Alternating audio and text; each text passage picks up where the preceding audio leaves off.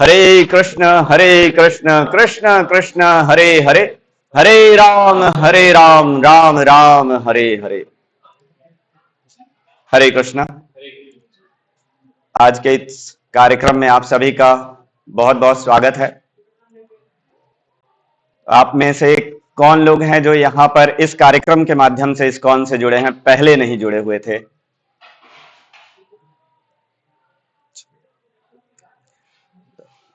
आप सभी जो इस कार्यक्रम के माध्यम से यहाँ से जुड़ रहे हैं और भगवत गीता की शिक्षाओं को समझने का प्रयास कर रहे हैं, और इसको हमें थोड़ा और आगे लेकर के जाना है, शिक्षाओं को समझना है और अपने जीवन में आत्मसात करने का प्रयास करना है। तो ये बहुत ही अच्छा निर्णय है आप लोगों का और बहुत अच्छा अवसर है ये आप लोगों के लिए, जो आप लोग यहाँ पर इस कार्यक्रम में आ रहे हैं।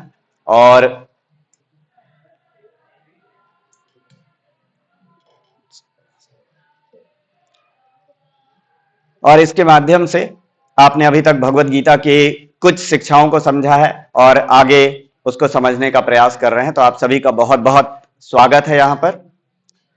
और आज का जो सत्र है वो बहुत अच्छे विषय पर है।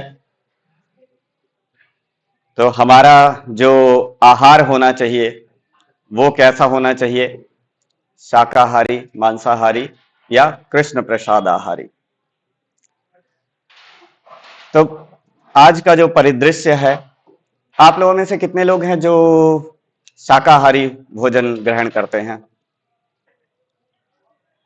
कुछ लोग ऐसे हैं जो यदा कदा मांसाहारी भोजन करते हैं, कोई भी नहीं है। बहुत अच्छी बात है। तो वर्तमान जो परिदृश्य चल रहा है उसमें मांस खाना एक फैशन सा बन गया है। जो लोग ये कार्य नहीं कर रहे हैं, कहीं ना कहीं उनको ऐसा समझा जाता है समाज में कि वो लोग पिछड़े हुए हैं, पुरानी धारणा के लोग हैं, ओल्ड स्कूल पीपल। और ये जो सामाजिक प्रेशर होता है उसकी वजह से कई बार क्या होता है कि लोग अपने, अगर बचपन से ऐसे परिवार में रहे हैं जहां पे नॉन वेज ये सब चीजें नहीं भी चलती रही हों, तो वो सामाजिक प्रेशर में आकर के कहीं ना कहीं ये शुरू कर देते हैं, जो कि वास्तव में बहुत गलत है। हम प्रायः देखते हैं, विशेषकर जैसे भारतीय, और विशेषकर ऐसे भारतीय जो अभी तक शाकाहारी रहे हैं, जैसे ही वो विदेशों में जाते हैं, यूरोप के देशों में या फिर अमेरिका, कनाडा, इन सब जगहों पे, तो कहीं ना कहीं वो अपने आप को, जैसे उदाहरण के लिए अगर हम कहें कि कोई व्यक्ति अमेरिका गया, अब वो अपने आप को अमेरिकी दिखाने के फेर में वो वहां जाकर के नॉनवेज खाना शुरू कर देता है। और उसका एक बहुत बड़ा बहाना क्या होता है कि यहां तो कठिन है इसके बिना जीवन यापन करना। कभी मौसम का बहाना होता है, कभी आसपास के सामाजिक लोगों का एक बहाना होता है। तो इस प्रकार से अक्सर मैंने देखा है कि भारतीय जैसे ही यहां से निकलते हैं तो ये गलती जरूर करते हैं, लेकिन वास्तव में ये बहुत ही गलत अवधारणा है और मांस किसी भी कीमत पर नहीं खाना चाहिए। हम आगे देखेंगे कि क्या चीजें हैं। तो हम आज चर्चा करेंगे अलग अलग विषयों पर, अलग अलग परिप्रेक्ष्य में देखेंगे कैसे ये उचित नहीं है, वैज्ञानिक दृष्टिकोण से, वातावरण या पर्यावरण के दृष्टिकोण से कैसे ये उचित नहीं है, और यदि हम आध्यात्मिक विषय में रुचि ले रहे हैं और प्रगति करना चाहते हैं। वास्तव में सभी का मुख्य उद्देश्य यही होना चाहिए, लेकिन आज के जो समाज में भ्रमित शिक्षा प्रणाली और ये सारी चीजें चल रही हैं उसकी वजह से हम भटक गए हैं। तो हम इन तीनों परिप्रेक्ष्य में इस पे चर्चा करेंगे कि वैज्ञानिक दृष्टिकोण से ये क्यों सही नहीं है, और सामाजिक दृष्टिकोण से, पर्यावरणीय दृष्टिकोण से और आध्यात्मिक दृष्टिकोण से। तो अगर हम देखते हैं कि वैज्ञानिक दृष्टिकोण से मांस खाना कैसे सही नहीं है, तो वास्तव में जो मनुष्य शरीर है वो इस चीज के लिए बना ही नहीं है। मनुष्य जीवन और मनुष्य शरीर दोनों ही, एक शास्त्रों में एक श्लोक आता है कि, वैसे पहले मैं आप लोगों से पूछता हूं कि मनुष्य में और दूसरे जीवों में कौन सी चीजें कॉमन है। शायद अभी ये जो बेसिक कोर्स हुआ है उसमें कुछ जानकारी आप लोगों को मिली होंगी, तो कुछ बताना चाहेंगे कौन सी चीजें कॉमन हैं मनुष्य में और अन्य जीवों में। हम्म, ठीक है। तो ऐसी क्या चीज है जो मनुष्य को अलग बनाती है इन सबसे? हम्म। हम्म, ठीक है। मनुष्य जिज्ञासु है। शास्त्रों में एक श्लोक आता है इसके ऊपर कि आहार निद्रा भय मैथुनम च सामान्येतद पशुभिः नराणाम धर्मो हितेशो अधिको विशेषो धर्मेण हीना पशुभिः समाना।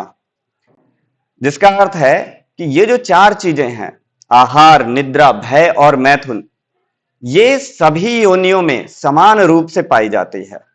लेकिन मनुष्य के अंदर ये जो धर्म के विषय में जिज्ञासा, विशेषकर केवल प्रश्न करना नहीं, वास्तविक प्रश्न करना कि इस जीवन का, ये मनुष्य जीवन मिला क्यों है, इसके विषय में प्रश्न करना, ये इस मनुष्य जीवन का लक्ष्य होना चाहिए। और ये चीज है जो हमको पशुओं से और अन्य योनियों से अलग बनाती है। नहीं तो फिर कोई अंतर नहीं है। ये चार छह चीजें वो भी कर रहे हैं, हम भी कर रहे हैं, कोई अलग हट के कुछ नहीं है। लेकिन हमको ये 84 लाख योनियों में भटकने के उपरांत ये मानव शरीर मिला है। तो ये मिला है इसके लिए कि हम अब, एक वेदांत सूत्र का पहला श्लोक आता है जिसमें शब्द हैं अथातो ब्रह्म जिज्ञासा, अर्थात अब समय आ गया है हमें ब्रह्म के विषय में जानने का। यानी हम यहां पर कहां से आए, कैसे आए, क्यों आए, इन सारे विषयों पर प्रश्न करने का समय आ गया है। तो ये जो चेतना है, इसका अंतर होता है मनुष्यों में और अन्य जीवों में। ये जो 84 लाख योनियां होती हैं, वास्तव में ये चेतना के आधार पर ही मिलती हैं। तो मनुष्य जो है इन 84 लाख योनियों में सर्वोच्च चेतना वाला प्राणी है। तो जब हमको ये शरीर मिला है और हम उसको ऐसी गतिविधियों में गंवा देते हैं, जब हम धर्म के विषय में जिज्ञासा करने का प्रयास करते हैं, तो उसके लिए एक महत्वपूर्ण विषय है हमारी चेतना का शुद्ध होना, हमारे जो विचार हैं उनमें शुद्धि होना। और मांसाहार अगर हम कर रहे हैं तो वो कभी भी संभव नहीं है, क्योंकि धर्म के 4 स्तंभ बताए गए हैं और उनमें से एक स्तंभ होता है दया। और जब हम मांसाहार करते हैं तो फिर ये दया का स्तंभ जो है ये टूट जाता है। क्योंकि यदि कोई व्यक्ति किसी जीव की हत्या करके उसको अपना भोजन बना रहा है, तो स्वाभाविक है कि उसके अंदर करुणा और दया जो है अपने आप चली जाएगी। तो इसलिए जब भी हम इस विषय में चिंता करना चाहते हैं, आध्यात्मिक प्रगति करना चाहते हैं, तो उसमें ये मांसाहार करना बहुत बड़ा एक अवरोधक होता है। और ये तो है ही, हम इस पे और आगे चर्चा करेंगे। हम देखते हैं कि कैसे ये हमारे लिए घातक है। चाहे हम, बहुत सारी रिसर्च ऐसी हैं जहां पर मनुष्य के स्वास्थ्य के विषय में वैज्ञानिकों ने जानकारियां जुटाई, तो हम देखते हैं कि जो लोग ज्यादा मांस भक्षण करते हैं उनको तरह तरह की बीमारियां होती हैं। जैसे आप स्क्रीन पे देख पा रहे होंगे, उनको हृदय संबंधित रोग होते हैं, विभिन्न प्रकार के कैंसर की बीमारियां होती हैं, कोलेस्ट्रॉल और ये सारी विभिन्न प्रकार की बीमारियां होती हैं। फिर आप देख रहे हैं स्क्रीन पे कि एक इसके लिए एक बहुत बड़ा जो बहाना होता है, यस पे, अच्छा उस पे नहीं आई है क्या? स्क्रीन शेयर अलाउ नहीं है पर।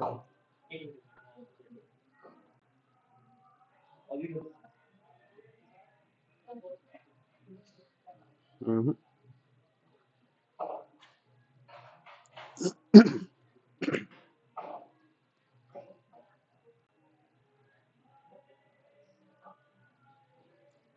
नहीं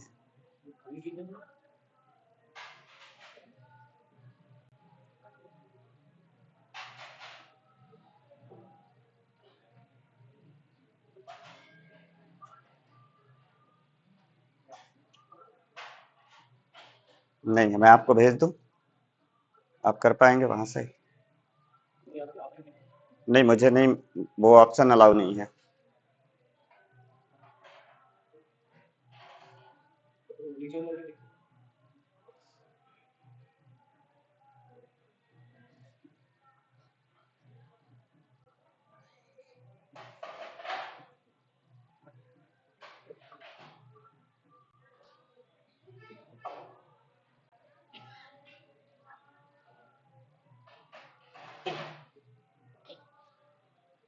न,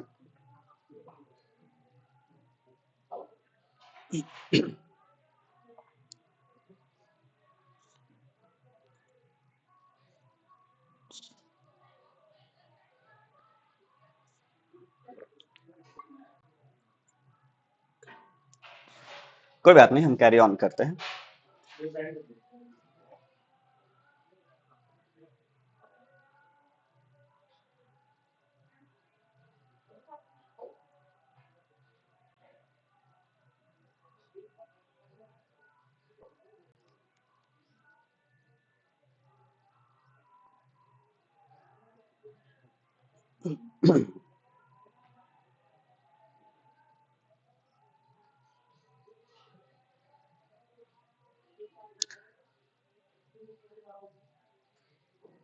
क्षमा चाहता हूँ।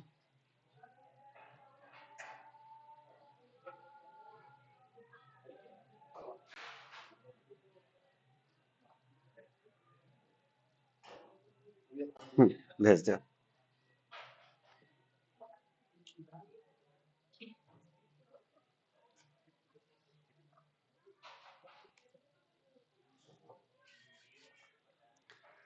तो हम देख रहे थे कि लोगों के पास एक मांसाहार के लिए एक बहुत बड़ा बहाना होता है कि जो शाकाहारी भोजन है उससे हमको प्रोटीन नहीं मिल पाता, विटामिन B12 नहीं मिल पाता, ये सारा एक बहाना होता है। लेकिन हमारे पास बहुत सारे ऐसे विकल्प शाकाहार में उपलब्ध हैं जहां पे भरपूर मात्रा में प्रोटीन है।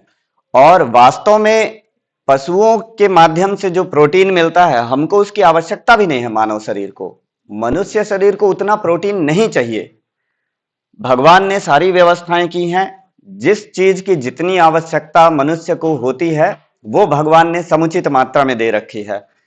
हम देखते हैं आज के परिदृश्य में, जैसे मॉडर्न लाइफस्टाइल हो चुकी है, सर्दी के दिन आते हैं, ऊपर टंकी में पानी है, उस पानी को गर्म करने के लिए हमको हीटर चलाना पड़ता है, ये सारी चीजें हैं। हम देखते हैं कुएं होते हैं या नदियां, अगर आपने देखी होंगी सर्दी के दिनों में, तो नदियों पे आप देखेंगे सर्दी के दिनों में भाप उड़ती रहती है, सुबह सुबह आप जाओगे तो। हाँ, कुएं का पानी, वो जितना मनुष्य के बॉडी टेम्परेचर के लिए जल आवश्यक है सर्दी के दिनों में स्नान के लिए, भगवान उसकी व्यवस्था करके देते हैं। लेकिन हमने पूरी अपनी लाइफस्टाइल जो है वो चौपट कर दी है, उलट पुलट कर दी है, और उसके बाद कृत्रिम चीजों को अपना करके सुखी होने का प्रयास कर रहे हैं। और उससे जो है तरह तरह की समस्याएं, बीमारियां, ये सब आ रही हैं। तो इसी प्रकार से हम देखते हैं जितने प्रोटीन की आवश्यकता है मनुष्य को अपने शरीर का निर्वाह करने के लिए, उतना प्रोटीन भगवान ने शाकाहारी वस्तुओं में दे रखा है। तो ये एक बहुत बड़ा मिथ होता है। और भगवान ने मनुष्य को अन्य जीवों से अलग बनाया है, शारीरिक रूप से, मानसिक रूप से, हर प्रकार से। तो हम एक उदाहरण देखेंगे आगे, एक टेबल दिखा रहा हूं मैं, जिसमें हम देख सकते हैं कि कैसे जो मांस खाने वाले जीव हैं और जो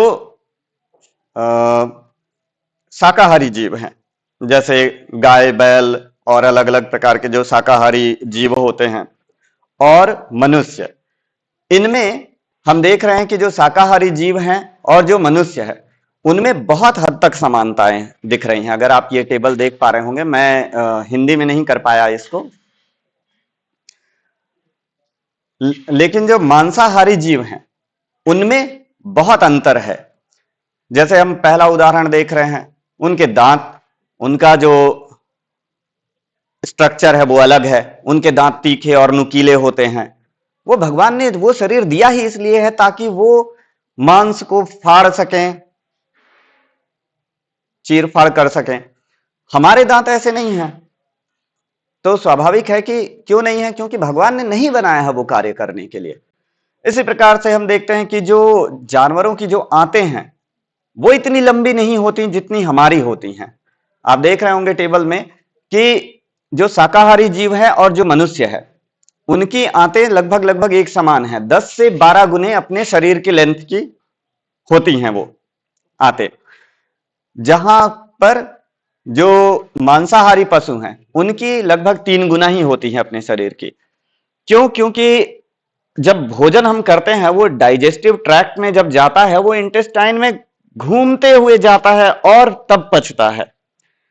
हमारे शरीर में जो पाचन के लिए जो अम्ल चाहिए होता है उसका पीएच उतना नहीं होता जितना पीएच वैल्यू जितनी मांसाहारी जीवों की होती है।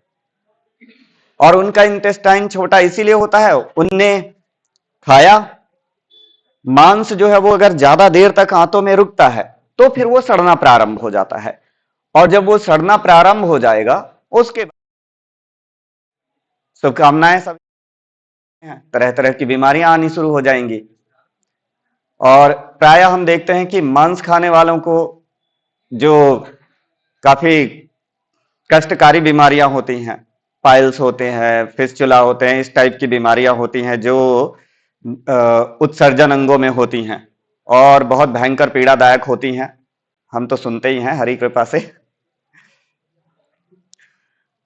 तो इस तरह की बीमारियां इसी कारण से होती हैं क्योंकि वो मीट जो है वो पचाने के लिए तो भगवान ने बनाई नहीं है व्यवस्था। अब वो जबरदस्ती आप कंज्यूम कर रहे हो, वो आपके आंतों में रुक करके सड़ रहा है और उसके बाद वो उसके साइड इफेक्ट हो रहे हैं। तो इसलिए हम देख रहे हैं कि भगवान ने किसी भी प्रकार से ये शरीर नहीं बनाया है। आप देखेंगे आगे, जैसे जो मांसाहारी जीव हैं उनका जो श्वास लेते हैं और उनके पसीना भी नहीं आता, हमारे पसीना आता है। शाकाहारी जीव हैं जो उनके भी, मनुष्य के भी पसीना आता है, लेकिन वो उनके पसीना नहीं आता जो मांसाहारी जीव होते हैं। तो इस प्रकार से बहुत सारी शारीरिक रूप से जो संरचनाएं हैं वो भिन्न प्रकार की हैं। तो इससे भी पता चलता है कि वैज्ञानिक दृष्टिकोण से भी ये जो शरीर है हमारा वो नहीं है मांस भक्षण के लिए। उसके बाद हम देखते हैं, अगर वातावरण की दृष्टि से देखें तो जो ये जो इंडस्ट्री है, कत्ल खाने, स्लॉटर हाउसेस, यहां पे जो कार्य होता है उसकी वजह से ना जाने कितनी जल की बर्बादी होती है और कितना इसकी वजह से जो ग्रीन हाउस गैसेस होती हैं जो कि पर्यावरण को नुकसान पहुंचाती हैं वो प्रोड्यूस होती हैं। एक स्टडी के अनुसार लगभग लगभग जो पूरा एग्रीकल्चरल जो भी हम कृषि कार्य या फिर करते हैं तो उसमें से जो ग्रीन हाउस गैसेस प्रोड्यूस होती हैं, जैसे हम अक्सर देखते हैं कि दिल्ली और पंजाब के एरिया में स्मॉग और ये सब चीजें आ गई, क्यों? लोग पराली जला रहे हैं, उसको एक बड़ा कारण बना दिया जाता है। लेकिन उससे कहीं ज्यादा जो ये टोटल एग्रीकल्चरल एक्टिविटीज से जो भी पर्यावरण को नुकसान पहुंच रहा है, एग्रीकल्चरल एक्टिविटीज बेनिफिशियल है, बट जब उसको हम खराब करने की कोशिश करते हैं, जैसे खेतों में जो रिमेनिंग रह गया है उसको जला देते हैं, तो उन सब की वजह से मीथेन गैस और काफी सारी अलग अलग गैसेस उत्पन्न होती हैं हार्मफुल। तो उससे कहीं ज्यादा ये जो स्लॉटर हाउस इंडस्ट्री है उससे ग्रीन हाउस गैसेज जो है वो एमिट होती हैं और अल्टीमेटली वो पर्यावरण को नुकसान पहुंचाती है। फिर हम देख रहे हैं कि जो वन क्षेत्र है उसका नुकसान होता है, चारागाह वाला जो एरिया है वो जो है वो इंडस्ट्रीज में चला जाता है, कत्ल खानों के लिए चला जाता है। डिफॉरेस्टेशन जो है वो उसकी भी ये एक बड़ी वजह है। और आप देख रहे हैं कि मीट प्रोडक्शन के लिए क्या क्या रिक्वायरमेंट होती हैं। उसके लिए बहुत सारा जल चाहिए, फिर बहुत सारी जमीन चाहिए। और ये जो जानवर होते हैं आजकल, उनका जो वास्तविक आहार है वो तो उनको मिलता नहीं है। तो आजकल क्या किया जाता है कि क्योंकि उनको क्या करना है, जल्दी खिला पिला के मोटा करना है जिससे उनसे ज्यादा मांस मिल सके, तो ये लोग क्या करते हैं कि कॉमर्शियली मक्के का, सोयाबीन, इन सब चीजों का उत्पादन करते हैं और इन जीवों को खिलाया जाता है।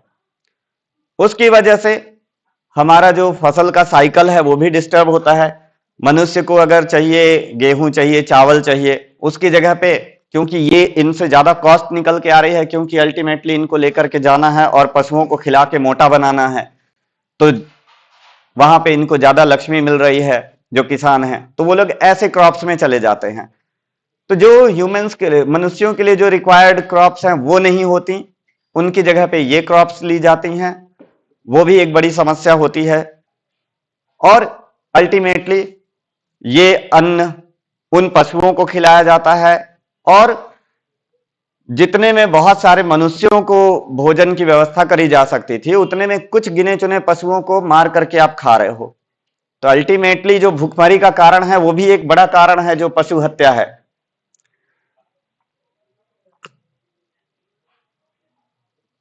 फिर हम देखते हैं कि एक बड़ा कारण आता है, तो हमने देखा कि वैज्ञानिक दृष्टिकोण से कैसे ये सही नहीं है, पर्यावरण के दृष्टिकोण से।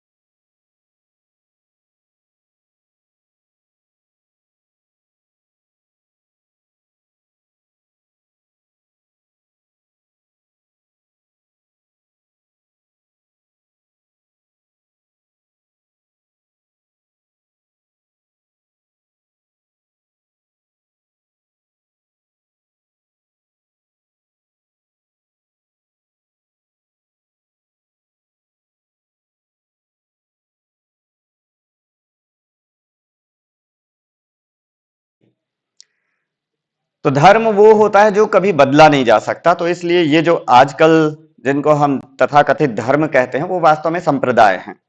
अलग अलग प्रकार से पूजा पद्धतियां लोगों ने अपने हिसाब से बना ली, उनको धर्म कहना शुरू कर दिया, लेकिन धर्म की परिभाषा जो है वो बहुत गूढ़ है। तो कुछ जो संप्रदाय हैं उनमें ऐसा कहा जाता है कि भाई जानवरों में तो आत्मा होती नहीं है, तो इसलिए हम उनको मार के खा सकते हैं। पर वास्तव में ऐसा नहीं है। भगवान ने सभी जीवों को समान रूप से बनाया है और वो सभी भगवान के अंश हैं, चाहे वो पेड़ पौधे हों, जीव जंतु हों, मनुष्य हो। तो इसलिए ये जो एक मिथक फैलाया गया है जो वेस्टर्न सिविलाइजेशन के द्वारा, कि जानवरों में तो आत्मा होती नहीं है और उनको बनाया ही गया है कि मनुष्य जो है उनको अपना भोजन बना सके, तो ये बहुत एक झूठा दुष्प्रचार किया जा रहा है। और आजकल तो एक नया दुष्प्रचार चालू हो गया है, जैसे हमने पिछले स्लाइड्स में देखा था कि कैसे पर्यावरण को नुकसान पहुंचाने वाली गैसेस जो हैं उनका स्लॉटर हाउस के माध्यम से बड़ा एक कंट्रीब्यूशन होता है। तो इसको झूठा बताने के लिए इन लोगों ने क्या प्रचार करना शुरू कर दिया है कि जो गायें जो है उनको जो बर्पिंग आती है, जैसे डकार, उससे मीथेन गैस बहुत ज्यादा एमिट होती है और अल्टीमेट जिसकी वजह से जो ये हमारा वातावरण है उसको नुकसान पहुंचता है। तो कैसे कैसे दुष्प्रचार ये धूर्त लोग गढ़ते हैं अपने स्वार्थ के लिए, अपनी इंद्रिय तृप्ति के लिए, लेकिन वास्तव में ये बहुत गलत है। और क्योंकि सभी जीवों में आत्मा है, भगवान ने सब जीवों को समान रूप से बनाया है। और चौथे अध्याय के 14वें अध्याय के चौथे श्लोक में भगवान कहते हैं सर्वयोनिषु कौन्तेय मूर्तय संभवन्ति या तासाम ब्रह्म महद योनिरहम बीज प्रदा पिता। कि ये जो सभी योनियां हैं इस ब्रह्मांड में जो आप देख रहे हैं, इन सभी का पिता कौन है? भगवान है। तो अब जैसे कुछ तथाकथित रिलीजन में कहते हैं कि सोल नहीं है, लेकिन भगवान कह रहे हैं कि सर्व योनिषु कौन्तेय अहम बीज प्रदः पिता। तो जब भगवान कह रहे हैं तो फिर वो चीज गलत नहीं हो सकती।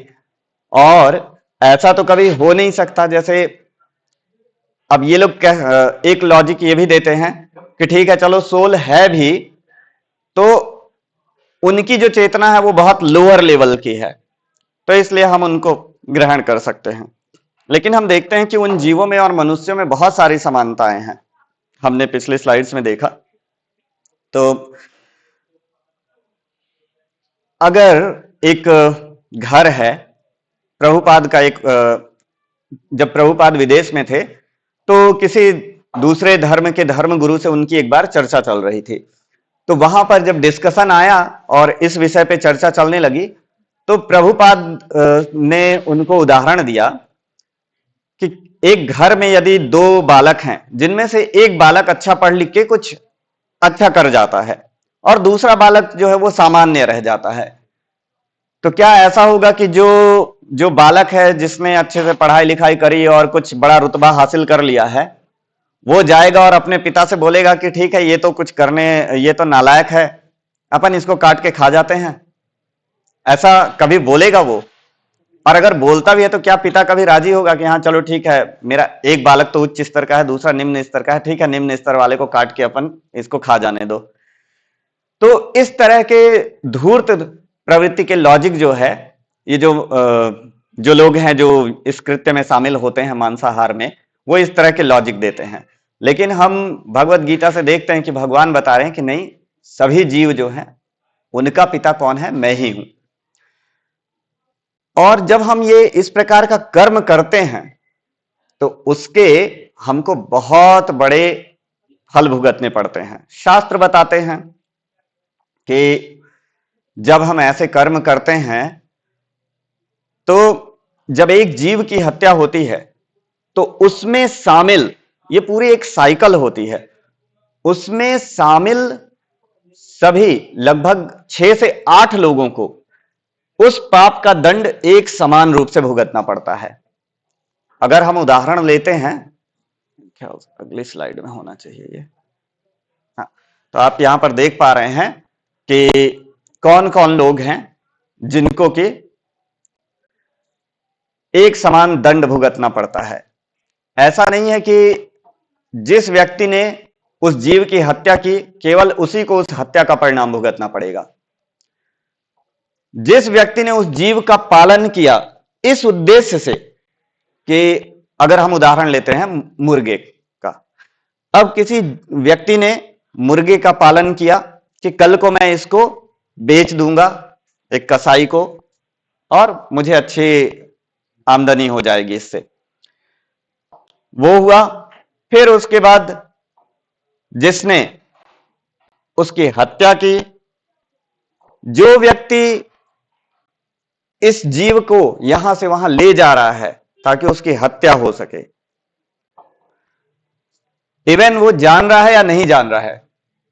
कई बार कुछ लोग ऐसा करते हैं, कहते हैं कि अरे हमको तो मालूम नहीं था कि वो वहां पे कसाई खाने में लेकर के जाना है, मुझे तो पता ही नहीं था, मैंने तो बस इतना किया, मैं तो बस लेकर के चला गया यहां से वहां। लेकिन ये बहाने सब नहीं चलते हैं। भगवान का जो नियम है, कर्मों का जो दंड भुगतना पड़ता है, तो वहां पर ऐसे बहाने नहीं चलते हैं। उसके बाद जिसने खरीदा, जिसने पकाया, कई बार हम देखते हैं कि माताएं, कई घरों में ऐसी जगहों पे जहां नॉनवेज चलता है, तो कुछ माताएं होती हैं जो वास्तव में स्वयं वो कभी नहीं खाती हैं बेचारी, लेकिन पकाती तो जरूर हैं और ये कहती हैं कि भाई मजबूरी है, पकाना मजबूरी है, लेकिन हम तो कभी नहीं खाते। पर वो भी नहीं बचने वाली हैं और जिसने खाया। तो इस प्रकार से एक जीव की जब हत्या हुई तो लगभग लगभग 6 से 8 व्यक्तियों को उतने ही कर्म का फल भुगतना पड़ता है। यानी जो नियम है कर्म का, आज जो हमने किया है वो हमको भुगतना पड़ेगा। तो यहां पर एक जीव की हत्या हुई है, तो कल हमारी क्या होगी?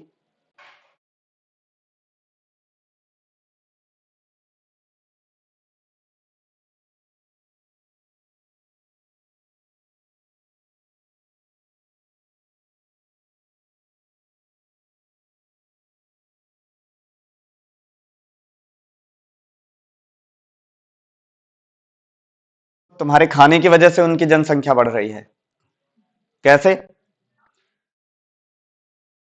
को मारा गया, 4 लोगों ने खाया, 4 लोगों ने खाया, उसके अलावा ये जो 5 लोग हैं पीछे,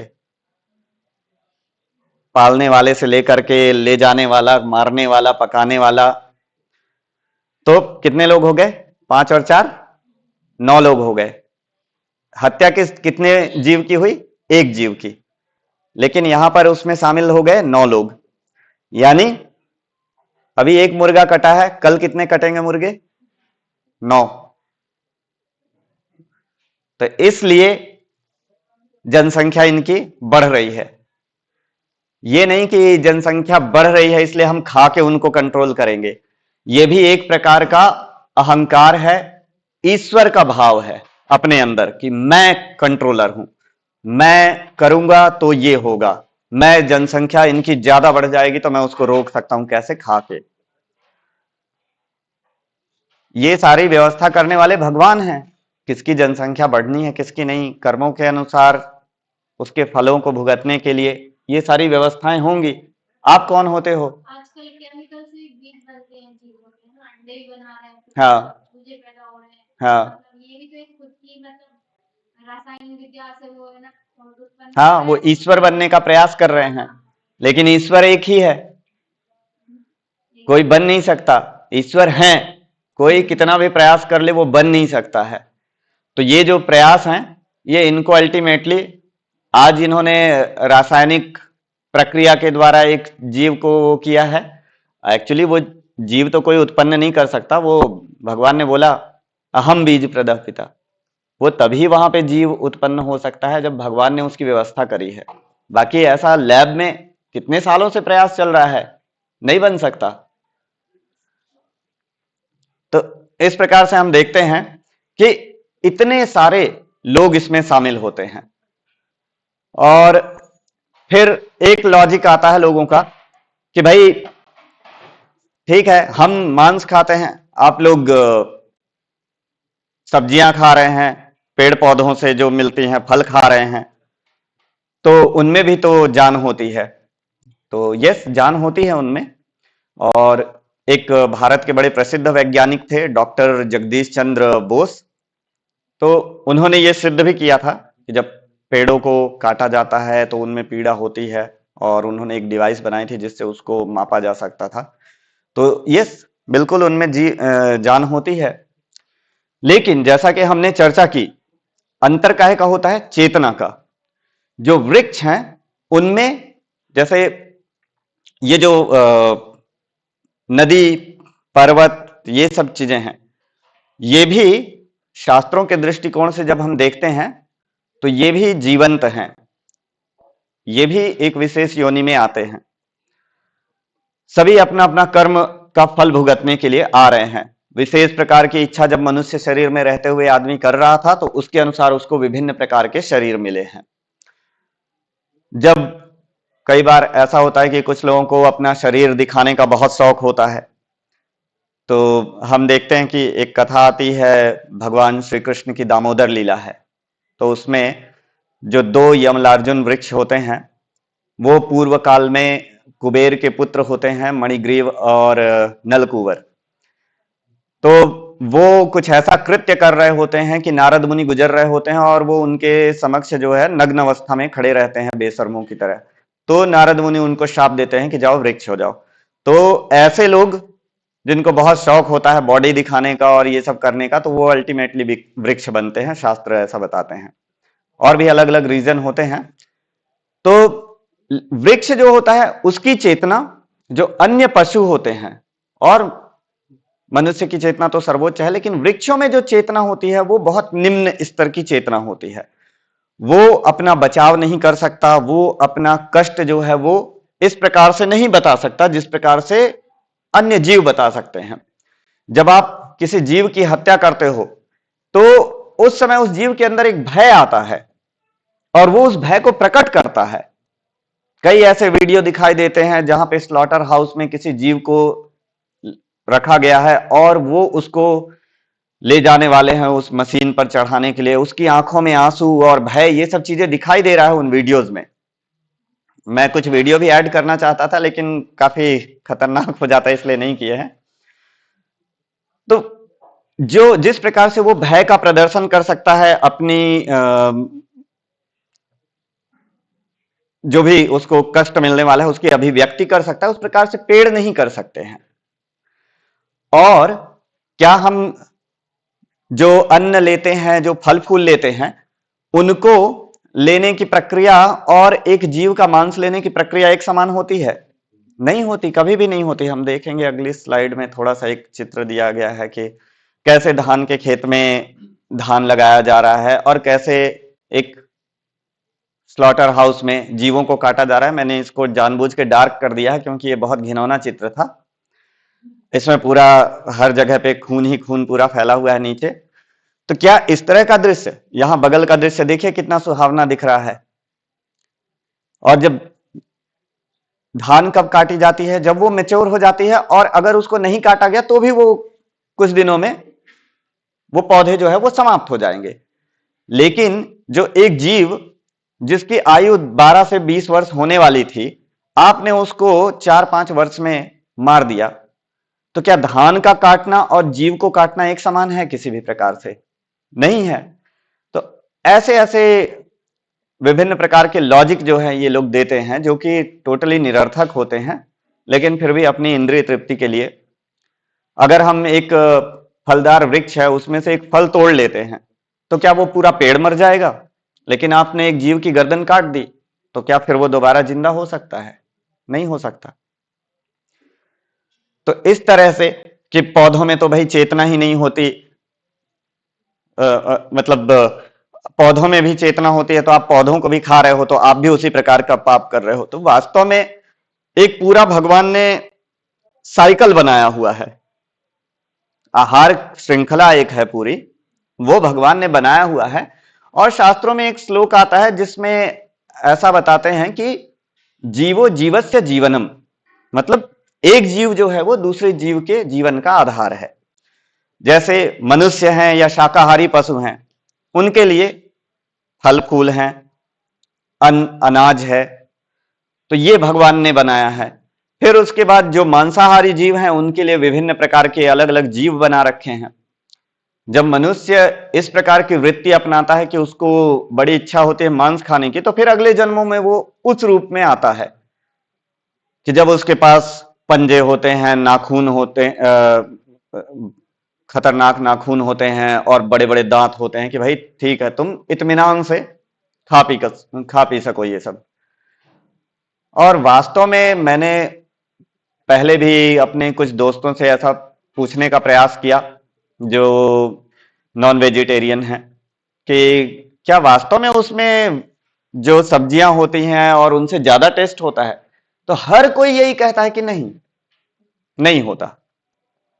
तो फिर क्यों मसालों के पीछे और इनके पीछे लग करके इतने बड़े कार्मिक रिएक्शंस आप ले रहे हो? तो ये कितनी बड़ी मूर्खता है।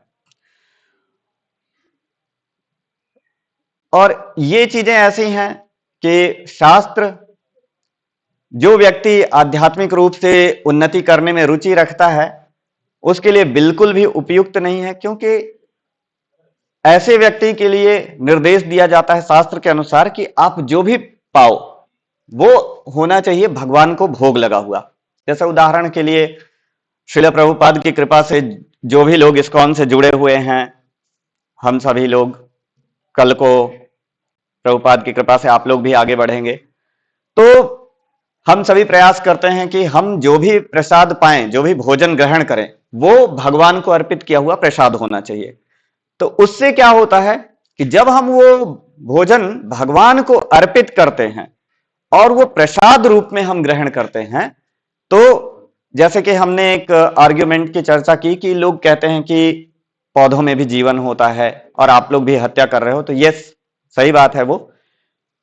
लेकिन वो जो पाप होते हैं वो उतनी अधिक मात्रा के पाप नहीं होते, और उनको जब हम भगवान को ऑफर करते हैं तो ये सारे जो पाप होते हैं ये उससे खत्म हो जाते हैं, और वो हमें सैंक्टिफाइड फूड के रूप में मिलता है, यानी प्रसाद के रूप में मिलता है।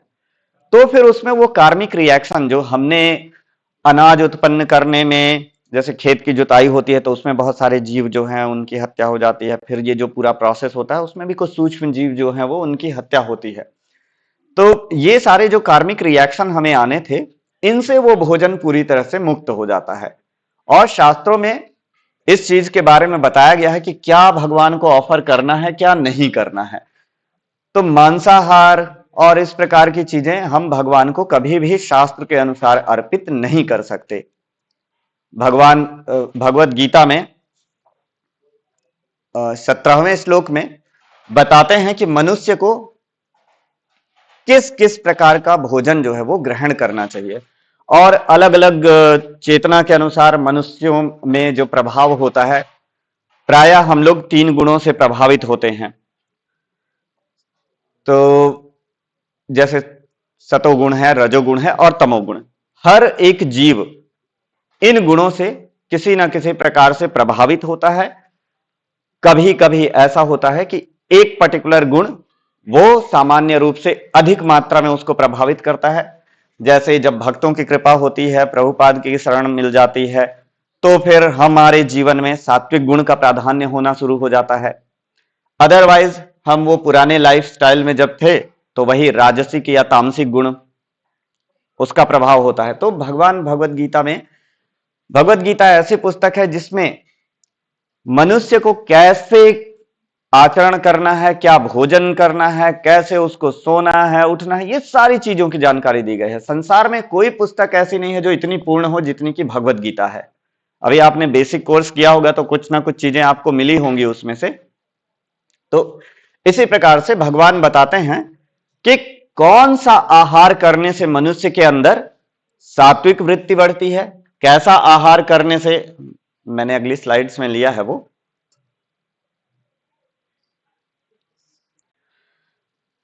तो किस प्रकार का आहार करने से हमारे अंदर सात्विक वृत्ति बढ़ती है, और कैसा आहार करने से मनुष्य के अंदर रजोगुण और तमोगुण का प्राधान्य होता है।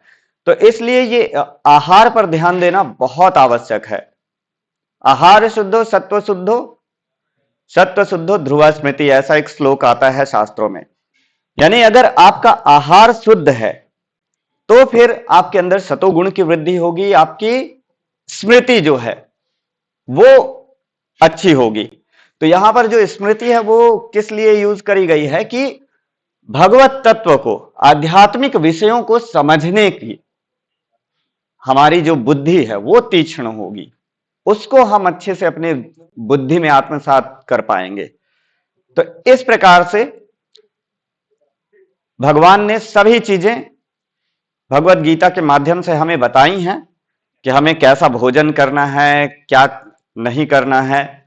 फिर हम देखते हैं कि कुछ रिस्ट्रिक्शंस के साथ, प्रायः पूर्व काल से ही ऐसे मनुष्य हुए हैं जो नहीं रह सकते इन चीजों के बिना। तो उन चीजों के लिए क्या व्यवस्था की गई है, उसको रेगुलेटेड वे में करने की स्वतंत्रता दी गई है कि ठीक है, आप अगर ये करना ही चाहते हो तो ऐसे करो। जैसे उदाहरण के लिए हम यहां पर देखते हैं कि मनुष्यों को शास्त्रों में ऐसा दिया गया है कि ठीक है, अगर आपको मांसाहार करना ही है तो फिर जो देवी काली हैं उनको बलि चढ़ा करके आप उसको ग्रहण कर सकते हो। लेकिन उसका प्रोसेस इतना जटिल था कि वो, उस प्रोसेस को फॉलो करने के बाद आदमी जो है वो परेशान हो जाएगा कि अरे यार, मैं इतना एफर्ट कर क्यों रहा हूं इस चीज के लिए। और फिर उसमें आप देखेंगे यहां पर एक, जब उस जीव की हत्या करी जाती है तो उसके कान में एक विशेष मंत्र बोला जाता है, जिसका अर्थ यह होता है कि मांस जो शब्द है उसका अर्थ ही यही है कि आज मैं तुम्हारा अंश, मतलब मांस, माम अंश, मेरा अंश। तो जो श्लोक आता है वो ऐसा है कि उसका अर्थ होता है कि आज मैं तुम्हारा वध कर रहा हूं तुम्हारे मांस भक्षण के लिए, कल तुम मेरे साथ ऐसा ही कर सकते हो। तो कोई व्यक्ति होगा, वो अगर आज उसने एक जीव की हत्या करी, अब वो उसकी तैयारी कर रहा है, उसके बहुत सारे प्रोसेस बताए गए हैं शास्त्र में, पहले ऐसा करना है, ऐसा करना है, पता नहीं कौन सी रात को इतने समय जीव को नहलाना धुलाना, ये करना वो करना, फिर ऐसा। अब वो सारी इतनी प्रोसेस से गुजर के बाद में जब वो उसको काटने जा रहा है, तो उसको काटने से पहले कह रहा है कि भैया आज मैं तुमको काट रहा हूं, कल तुम मुझे काट सकते हो। एक बार करेगा, दूसरी बार करने गया, फिर वो इतनी लंबी प्रोसेस से गया, फिर वो बोल रहा है आज मैं तुमको काट रहा हूं, कल तुम मुझे काट लेना। कौन बेवकूफ होगा जो ऐसा करने के बाद बार बार यही करता रहेगा? जो करता रहेगा वो तो वास्तव में बेवकूफ ही है। तो ये प्रोसेस दिया गया है किस लिए? कि ठीक है, कल इसकी आंखें खुल जाएंगी, कल नहीं खुलेंगी, परसों खुल जाएंगे, लेकिन एक ना एक दिन आंखें खुल जाएंगी और ये सही मार्ग पे आ जाएगा। तो इसलिए कुछ रेगुलेशंस के साथ ये छूट दी गई है। जैसे हम देखते हैं, लोग हैं शराब इतने उसके लालायित हैं उसके लिए कि जगह जगह पे शराब की दुकानें हैं, लेकिन वो सरकार के द्वारा कंट्रोल्ड हैं, वो किराने की दुकानों में नहीं मिल रही हैं। अगर हम अमेरिका और यूरोप को छोड़ दें, वहां पे तो हर जगह मिलता है। तो यहां पर वो रेगुलेटेड वे में मिल रही है। क्यों? क्योंकि कुछ लोग हैं ऐसे धूर्त कि वो करेंगे ही करेंगे। तो अगर करना ही है तो चलो रेगुलेशन में करें। इतना अधिक पता नहीं क्या, शायद सिन टैक्स उसको बोलते हैं, पाप करने का टैक्स। अभी हाल फिलहाल में बजट आया था, उसमें पता नहीं कितने परसेंट, 40-50% कुछ बढ़ाया गया है सिगरेट वगैरह पर। तो इस प्रकार से रेगुलेटेड वे में वो चीजें उपलब्ध हैं। तो इसी प्रकार से शास्त्रों में कई बार जैसे लोग इस चीज का बहाना लेते हैं कि नहीं नहीं, ये तो शास्त्रों में भी बताया गया है, शास्त्रों द्वारा अनुमोदित है, इसलिए हम खाते हैं। तो वास्तव में शास्त्रों में इसलिए नहीं बताया गया है कि आप लाओ जीव को और खाते जाओ खाते जाओ। वो इसलिए बताया गया है कि कुछ धूर्त प्रवृत्ति के लोग होंगे, लेकिन वो रेगुलेटेड वे में करें, और हो सकता है वो धीरे धीरे एक दिन उनकी बुद्धि खुल जाए जब बार बार इस प्रोसेस से जाएंगे। तो इसलिए उनको इस प्रकार से रेगुलेटेड वे में बताया गया है करने के लिए। और ये चीज ऐसा नहीं है कि सिर्फ हमारे ही धर्म में इस चीज के लिए वर्जित किया गया है, अलग अलग धर्मों में हम देखते हैं। लेकिन लोग क्या करते हैं कि अपनी सुविधा अनुसार कुछ चीजों को लेते हैं और बाकी चीजें छोड़ देते हैं, जिसको कहा जाता है कि शास्त्रों में, न्याय शास्त्र में कहा जाता है अर्ध कुक्कुट न्याय। यानी अपनी सुविधा के अनुसार जो भाग हमें फेवरेबल है, जो हमारे लिए हितकर दिख रहा है, वो ले लिया और बाकी छोड़ दिया। जैसे हम देख रहे हैं क्रिश्चियनिटी में भी ऐसा कहा गया है कि भाई मांस मत खाओ, आपके लिए मैंने बहुत सारे खाने की चीजों की व्यवस्था कर रखी है, सरल शब्दों में मैं बोल रहा हूं। लेकिन उन लोगों ने क्या किया, एक टर्म आती है दाउ शैल नॉट किल। उनने क्या किया, उसको कैसे इंटरप्रेट कर लिया कि मनुष्यों को नहीं मारना चाहिए, बाकी को मार दो, और अपने से बना दिया कि जानवरों में आत्मा नहीं होती। तो इस प्रकार की धूर्तता जो है लोग करते हैं अपने जीव के स्वाद के लिए, जो वास्तव में होता नहीं है। तो इस तरह से हमको ये सब चीजें वास्तव में करनी नहीं चाहिए, क्योंकि हम एक जीव की हत्या करके अपने पेट को एक वो बना रहे हैं, ग्रेवयार्ड बना रहे हैं, मुर्दा घर, कब्रिस्तान। लाश लाश को कहां पर दफनाया जाता है? एक लाश है, उसको कहां दफनाते हैं या जलाते हैं, जो भी करते हैं, कौन से, उसको कौन सा स्थान कहते हैं? शमशान है, कब्रिस्तान है। अब आप एक मुर्गे को भून के अपने इसमें डाल रहे हो, तो ये क्या बन गया? क्या ये मनुष्य देह रह गई? तो इसलिए ये चीजें वास्तव में करना नहीं चाहिए। प्रभु समय क्या हो गया? तो हम इस पे विस्तृत चर्चा कर सकते हैं, लेकिन अभी क्योंकि समय हो गया है तो इसलिए यहीं पर विराम देंगे। अगर आप में से किसी का कोई प्रश्न हो या कोई जिज्ञासा हो तो हम उस पर चर्चा कर सकते हैं। जैसे कि कुछ लोग मतलब कि वो रियल भी है कि जलवायु या उसके ऊपर डिपेंड करता है क्या खाने का, तो एमपी भी रहा है तो नॉर्मल लगता है, साउथ में बन जाते हैं तो भगवान को भी मछली चावल कंपलसरी है तो भगवान ने करा देंगे। तो मुझे भी लगता है कि हाँ ये उस पर डिपेंड है, साउथ वेस्ट कंट्री में अनाज पैदा नहीं होता तो उनका एक उसके अकॉर्डिंग वो सिस्टम बनाया हुआ है जो कि लोग यहाँ फॉलो कर रहे हैं, लेकिन वो सिस्टम उधर का है।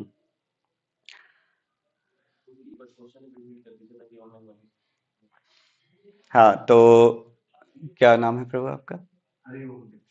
तो हरिओम दीक्षित जी हैं हमारे बीच में। उनका प्रश्न है कि प्रायः जो ये खाने पीने की आदतें होती हैं ये निर्भर करती हैं किस प्रकार के क्षेत्र में हम हैं। और जैसे उदाहरण के लिए वो कह रहे थे कि गल्फ एरिया जो है वहां पर अक्सर कुछ उत्पादन नहीं होता, तो इस कारण से वो लोग डिपेंड थे मांसाहार के ऊपर। तो एक कारण ये है। और हमारे यहाँ भी समुद्र तटीय क्षेत्रों में हम देखते हैं कि प्रायः लोग मछली और इन सब चीजों का भगवान को भी ये ऑफर करते हैं, ऐसा भी देखा जाता है। तो वास्तव में जब हम भगवान के ऊपर आश्रित रहते हैं, भगवान की व्यवस्था के अनुसार चलते हैं, तो कभी भी किसी चीज की कमी नहीं होती। आप देखेंगे कि प्रभुपाद की कृपा से इस्कॉन के सेंटर पूरी दुनिया में, इस्कॉन के मंदिर और केंद्र, फार्म कम्युनिटीज अलग अलग जगहों पर हैं।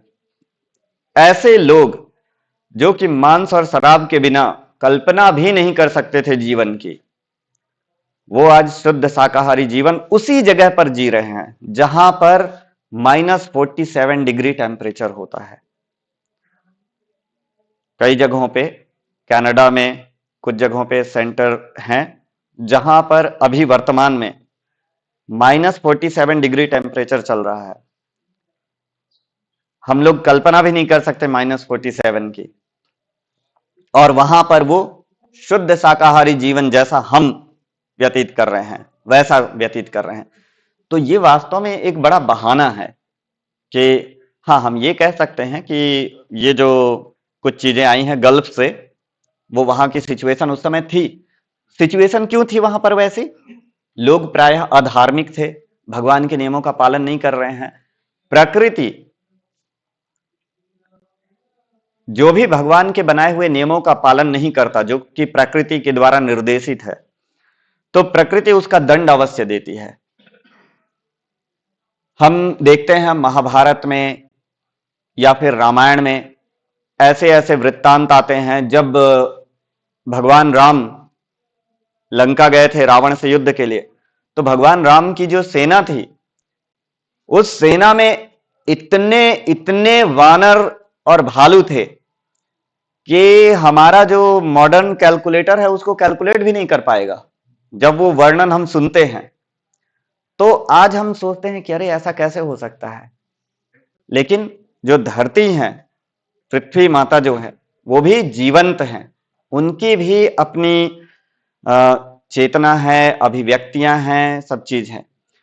जब प्रजा धार्मिक होती है तो धरती माता अपना विस्तार करती है, संसाधनों का विस्तार करती है। लेकिन जैसे जैसे प्रजा अधार्मिक होती जाती है तो वो उन संसाधनों को संकुचित करती जाती हैं। तो इसलिए वो क्षेत्र जहां पर एक विचित्र प्रकार का एक संप्रदाय चालू हुआ, जो कि पूरी तरह से आसुरी कह सकते हैं हम, तो वहां पे स्वाभाविक है इस प्रकार की चीजें होना कि वहां पे संसाधन सीमित होंगे।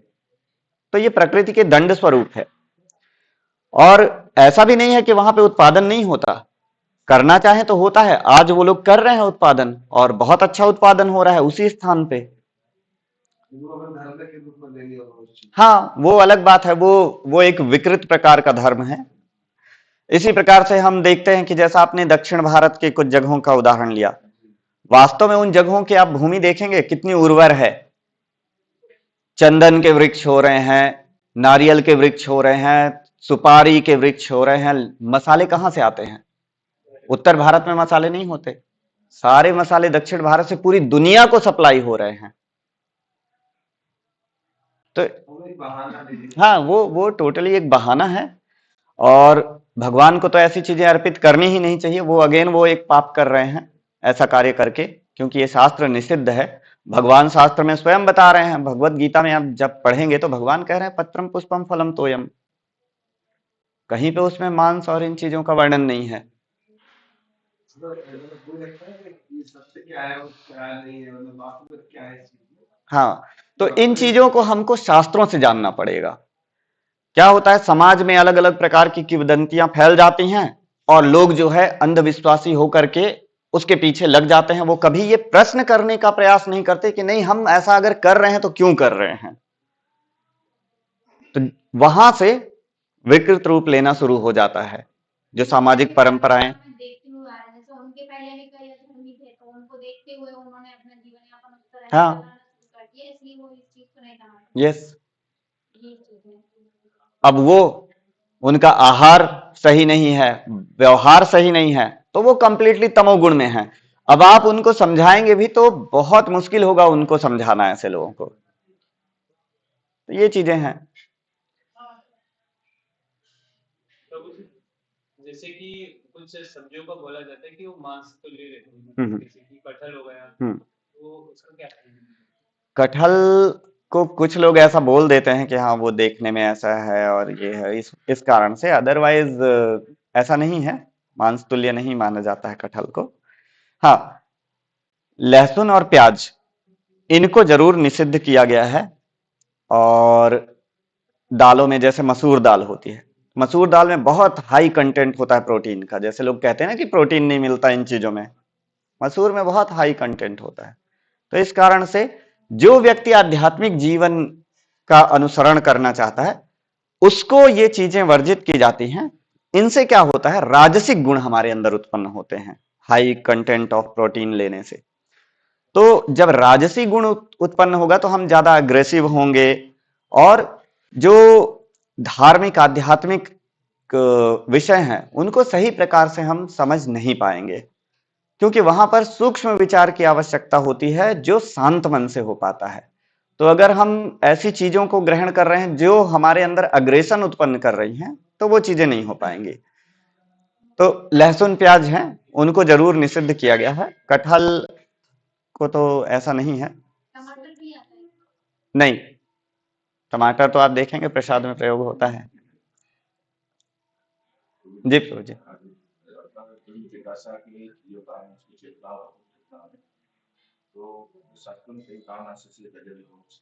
जी जी जी जी जी। तो जैसे हम भगवान राम के साथ जो सैनिक थे उनकी अगर बात करें, वो सब सामान्य जीव नहीं है, वो भगवान के पार्षद हैं। तो इसलिए उनकी चेतना जो है वो शुद्ध होगी, क्योंकि जब भगवान आते हैं तो वो कभी भी अकेले नहीं आते। भगवान अपने साथ अपने पार्षद, यहां तक कि अपना धाम भी लेकर के आते हैं। तो उनकी स्थिति ऐसी है। जटायु भगवान के शुद्ध भक्त हैं। अगर वो उनकी शुद्धता उस स्तर की नहीं होती तो वो जटायु को अपने पिता से बड़ा दर्जा नहीं दे पाते। महाराज दशरथ जो है वंचित रह गए भगवान राम के हाथों अंत्येष्टि क्रिया से, लेकिन जटायु को सौभाग्य मिला कि भगवान श्री राम के द्वारा उनकी अंत्येष्टि हुई।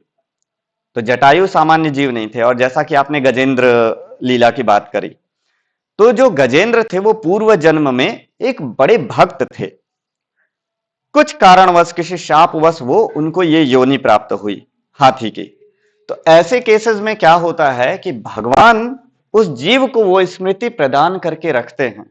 जैसे जब गजेंद्र उस स्थिति में फंसे तो उनको तत्काल स्मरण हुआ और उनकी जो पूर्वकालीन जो भक्ति थी एक हाथी कहां से श्लोक और ये सब बोलेगा, लेकिन गजेंद्र जो है वो इतनी सुंदर स्तुति कर रहे हैं भगवान की। कैसे? उनको ये स्मृति अपने पूर्व जीवन से हो आई उस समय। जैसे हम देखते हैं भरत महाराज की कहानी, तो उस कथा में क्या आता है कि भरत महाराज जो है अंत समय में एक हिरण के शावक के प्रति आसक्त हो गए थे। तो इस कारण से भगवत गीता में बताया गया है कि अगला शरीर हमारा कैसा होगा, जैसे ही हमारी अंतिम समय में चेतना होगी। तो क्योंकि भरत महाराज जो कि एक बहुत उन्नत स्तर के भक्त थे, लेकिन अंत काल में उनकी आसक्ति शावक से हो गई हिरण के, तो उनको हिरण का शरीर लेना पड़ा। लेकिन शास्त्र बताते हैं कि उस हिरण के शरीर में भी भरत महाराज को अपना पूर्व जीवन, पूर्व में की गई भक्ति और क्या गलती की थी उन्होंने, वो सारा कुछ याद था। इसीलिए वो क्या करते थे, जब हिरण का शरीर भी मिला उनको, तो वो कैसी जगहों पे विचरण करते थे, जहां पर ऋषि मुनि के आश्रम है, जहां भगवत कथाएं चल रही हैं। तो इस प्रकार से जो भक्त होते हैं, किसी कारणवश उनको अगर अगला जन्म जो है किसी वजह से ऐसी योनियों में लेना भी पड़ जाता है, तो उनकी चेतना जो है वो जागृत रहती है, उनको याद रहता है वो चीज। तो ऐसा, बुद्धि का सबसे बड़ा होता है हाँ, भगवान को मेंटेन करते हैं। वो भगवान जो है वो स्मृति पूर्व जीवन से देते हैं उनको, वो भगवान की अहेतु की कृपा है। तो इस प्रकार से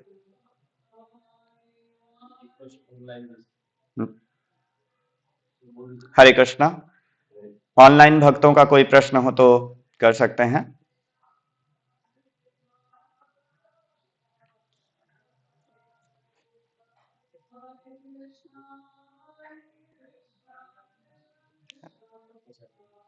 जी प्रभु।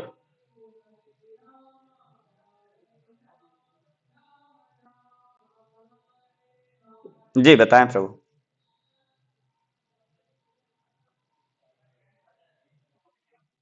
हाँ हाँ, अभी आ रही है।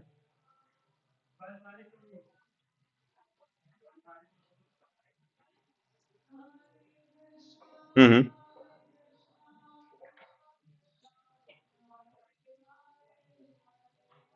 जी।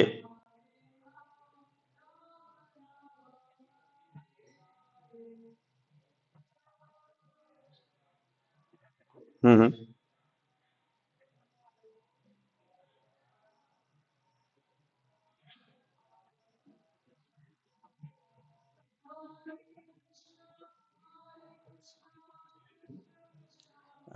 प्रभु थोड़ा सा एक बार और रिपीट करें, आपकी आवाज थोड़ी ब्रेक हो गई थी। आपने बताया दो भाइयों को मारने का जो उदाहरण, दो भाइयों में से एक को, उसके बाद जो आपने बोला वो नहीं समझ में आ पाया। जी। हाँ हाँ। यस। हाँ।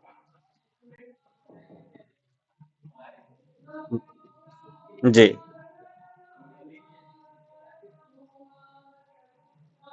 जी।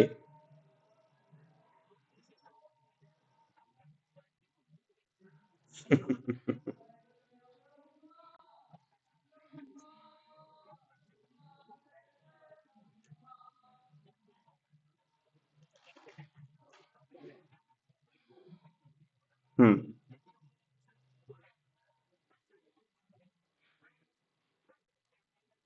हम्म। हम्म।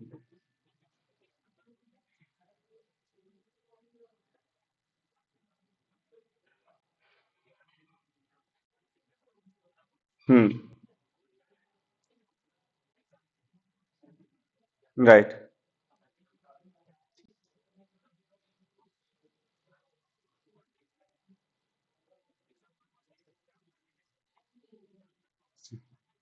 हम्म। ठीक है। ठीक है।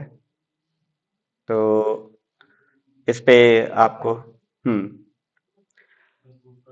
तो क्वेश्चन है कि जैसे मैंने उदाहरण लिया था कि एक पिता हैं, उनके दो पुत्र हैं, जिनमें से एक पुत्र जो है वो थोड़ा सा कुछ अधिक बुद्धिमान है और कुछ ज्यादा अच्छा कर रहा है, और दूसरा जो पुत्र है वो थोड़ा सा मंद बुद्धि है, कह सकते हैं, उदाहरण ले लेते हैं।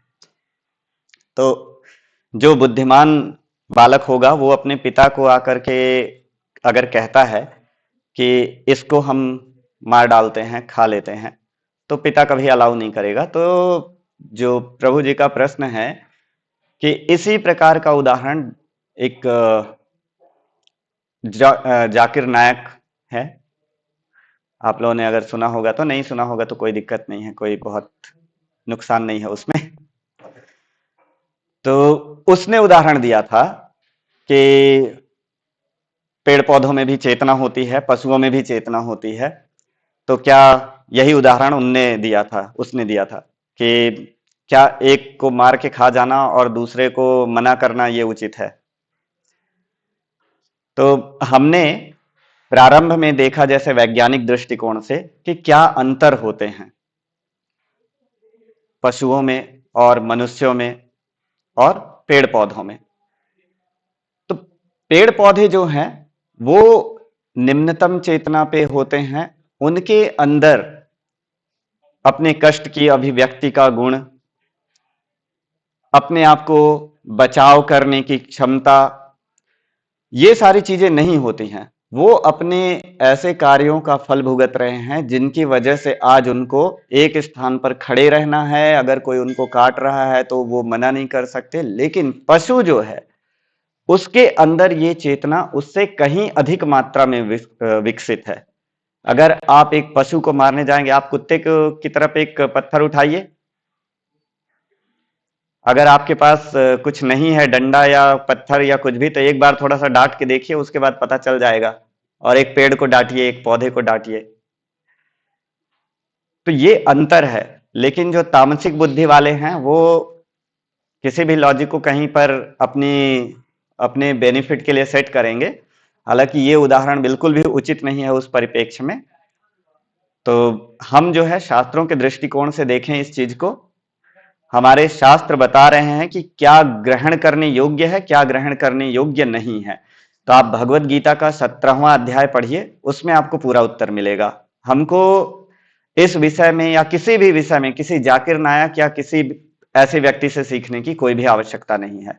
हमें जो भी ज्ञान ग्रहण करना है आध्यात्मिक उन्नति, आध्यात्मिक चेतना विकसित करने के लिए, वो हमको लेना है साधु और शास्त्र के माध्यम से।